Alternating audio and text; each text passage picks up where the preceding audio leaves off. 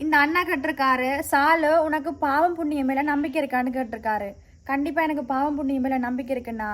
புண்ணியம்ன்றது வந்து நம்மளுக்கு இல்லாதவங்களுக்கோ இருக்கிறவங்களுக்கோ நம்மளை முடிஞ்சதை ஹெல்ப் பண்ணணும். அது எங்களுக்கு புண்ணியம். அதே நாங்கள் ஹெல்ப் பண்ண விட்டோம்னா அந்த புண்ணியம் எங்களுக்கு கிடைக்காது. சரியா? இப்போ வந்து நாங்கள் செஞ்ச புண்ணியத்துக்கு பதிலாக நாங்கள் வந்து ஒரு கஷ்டமான சூழ்நிலை இருப்போம்ல, அந்த நேரம் கடவுளாக பார்த்து அனுப்பிவிடுவார். ஓகே, யாரையாவது அனுப்பிவிடுவார்.